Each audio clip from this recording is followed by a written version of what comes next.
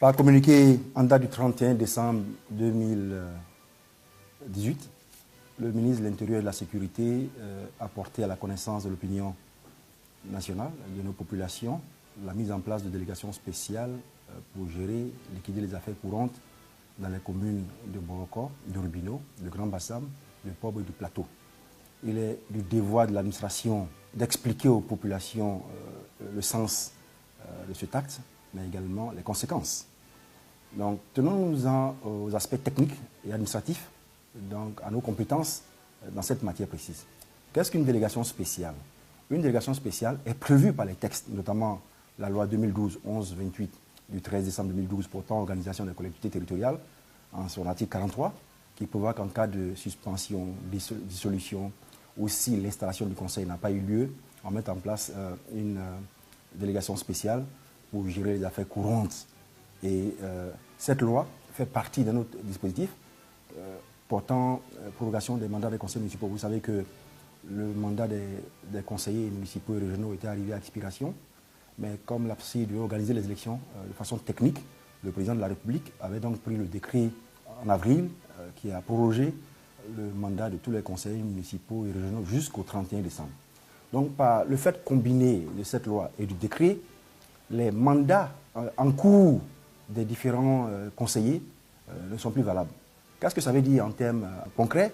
Ça veut dire que les actes de naissance, les contrats, les actes de décès, les actes de mariage, tous les engagements passés par les conseillers qui avaient jusque-là cette charge, donc tous ces actes-là ne sont pas administrativement et juridiquement valables.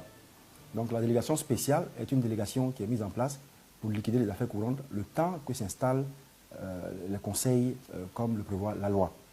Nous avons déjà procédé à l'installation de 11 conseils municipaux sur les 13 que compte le département d'Abidjan. Donc un certain nombre de conseils PDCI, d'autres RHGP et d'autres encore indépendants. Je voudrais également préciser que ce n'est pas la première fois que des délégations spéciales sont mises sur pied.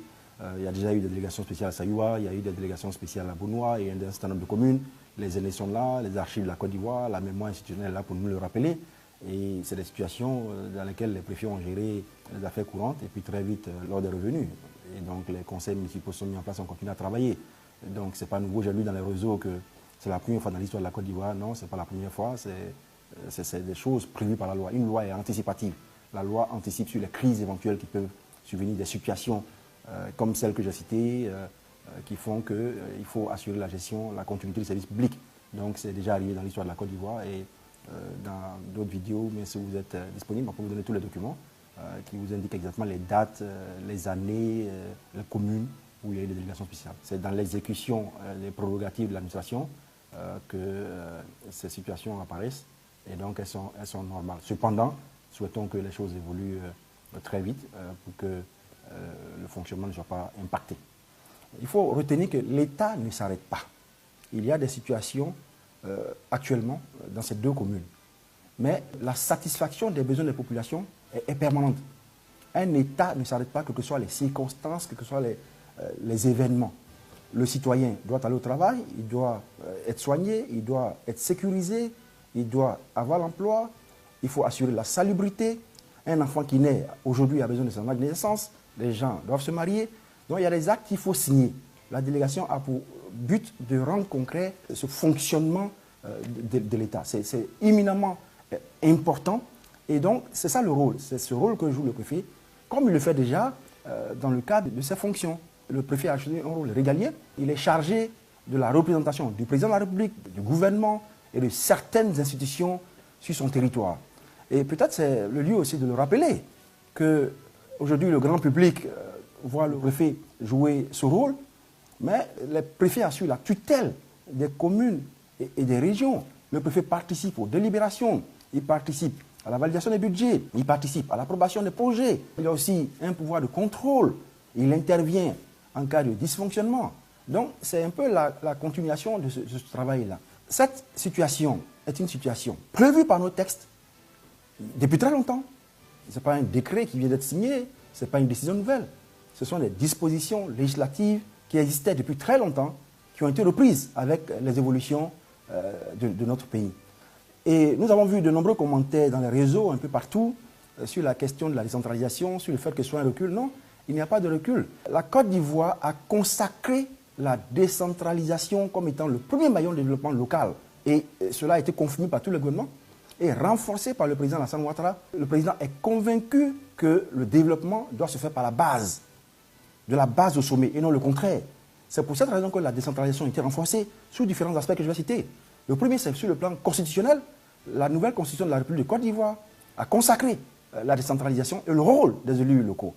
Les lois qui ont été prises sous le président de la République, notamment la loi 2012-1128 du 13 décembre 2012 portant organisation des collectivités territoriales, vient renforcer ce pouvoir des élus locaux. Il en est de même pour les 4 lois d'orientation adoptées en 2014 pour renforcer, pour appuyer, pour organiser l'administration territoriale. En dehors de cela, il y a également le rôle des élus dans les institutions de la République. Aujourd'hui, vous avez les élus qui sont pratiquement représentés dans toutes les institutions de la République. Et un aspect très important, c'est les projets de développement, les initiatives gouvernementales qui s'articulent aujourd'hui autour des élus, qu'ils soient conseillers municipaux, conseillers régionaux, qui montrent l'engagement du gouvernement ivoirien à appuyer le développement local. Et bien sûr, il y a aussi un aspect qui est très important, ce sont les surfaces financières des communes et des régions qui deviennent de plus en plus importantes parce qu'il y a des défis de développement, il y a des ressources conférées aux communes, il y a aujourd'hui un spectre de taxes et de possibilités pour une commune d'amorcer le développement local. Et enfin, on voit aujourd'hui que la décentralisation prend un essor parce que les élus sont un peu partout, ils tissent des partenariats, ils font des formations et ils impulsent un développement réel à leur commune. Donc, c'est donc un acte de gestion courante qui va se régler très rapidement. Les préfets ont beaucoup d'attributions, ils ont beaucoup de choses à faire et un préfet ne peut pas se substituer à un élu local parce que l'élu local possède de la volonté d'assurer une légitimité, de conférer des pouvoirs. Que la population dise, nous avons choisi un élu, celui-là, nous lui faisons confiance pour gérer. Et c'est pour cette raison que les élections sont organisées. Mais la situation qui prévaut dans ces 2 communes est préjudiciable aux populations et à tous ceux même qui pensent que ce n'est pas normal parce qu'à partir du 31 décembre, tous les actes de naissance ne peuvent pas être signés. Tous les contrats, toutes les situations, le fonctionnement. Vous allez voir peut-être des immondices, des ordures. Donc il faut pallier à ça. Et c'est pour cette raison qu'on prend une délégation spéciale qui est encadrée par la loi. La délégation spéciale ne se substitue pas. On ne peut pas le délégué spécial, qui joue le rôle de maire intérimaire, ne peut pas engager de dépenses d'investissement. Il gère les salaires, il gère le fonctionnement courant, il signe les actes, et il ne peut même pas adopter un budget parce qu'il fonctionne au 12e provisoire. Mais c'est limité dans le temps en fonction de l'évolution des contextes. Donc c'est un acte de gestion administrative, comme le préfet peut être dans un village pour régler un problème, il peut coordonner les services administratifs, de cette même façon le préfet assure la tutelle. C'est un rôle de tous les jours pour ne pas permettre, parce que la continuité de l'administration est un principe fondamental pour le développement. Donc voici un peu le sens de la délégation spéciale qui est tombée dans le jargon aujourd'hui des Ivoiriens et peut-être mal comprise par certains. Mais nous restons disponibles pour apporter toutes les explications chaque fois que besoin sera. Merci beaucoup.